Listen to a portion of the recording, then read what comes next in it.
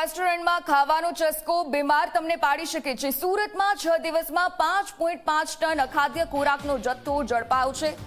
817 એકમોને નોટિસ પણ પાઠવવામાં આવી। 1535 હોટલ, રેસ્ટોરન્ટ અને ઢાબામાં ચેકિંગ કરવામાં આવ્યું તો 82 સંસ્થાઓને તાત્કાલિક બંધ કરવાની ફરજ પડી છે। પાંડેસરામાં સડેલા બટાકા, ટામેટા અને અસ્વજ ફ્રીજ પણ જોવા મળ્યા છે।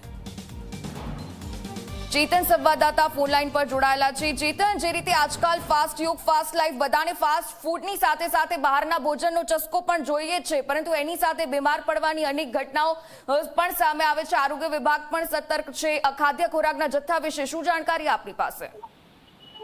જી બિલકુલથી ખાસ કરીને સુરતના પૂર્ણા વિસ્તારમાં જે રીતે ફૂડ પોઈઝનિંગના કારણે 5 વર્ષની જે બાળકી છે તેનું કરુણ મોત નીપજ્યું હતું। ત્યારબાદ આરોગ્ય વિભાગની જે ટીમ છે તે ટીમ દોડતી થઈ છે। ખાસ કરીને છેલ્લા 6 દિવસની કામગીરીની વાત કરીએ તો આરોગ્ય વિભાગની અલગ અલગ ટીમ દ્વારા 5.5 ટન અખાદ્ય જે ખોરાક છે તેનો નાશ કરવામાં આવ્યો છે। આ સાથોસાથ 817 જેટલી જે એકમો છે તેને નોટિસ પાઠવવામાં આવી છે। અત્યાર સુધી 1535 હોટલ, રેસ્ટોરન્ટ અને ધાબાનું ચેકિંગની પ્રક્રિયા હાથ ધરવામાં આવી હતી। તે પૈકી 82 જેટલી જે સંસ્થાઓ છે તેમાં અખાદ્ય પદાર્થો અને ગંદકી જોવા મળતા તેને તાત્કાલિક ધોરણે બંધ કરવાની નોબત આવી હતી। આ ઉપરાંત અત્યાર સુધી 28.75 લાખનો વહીવટી ખર્ચ પણ વસૂલવામાં આવ્યો છે। રવિવારે રજા હોવા છતાં આરોગ્ય વિભાગની ટીમ દ્વારા સુરત શહેરની અલગ અલગ હોટલ અને રેસ્ટોરન્ટમાં તપાસ હાથ ધરવામાં આવી હતી, જેમાં ખાસ કરીને પાંડેસરામાં જ્યારે આરોગ્ય વિભાગની ટીમ પહોંચી ત્યારે તળેલા બટાકા અને ટામેટા અસ્વચ્છ ફ્રીજ પણ જોવા મળ્યું હતું, જેને કારણે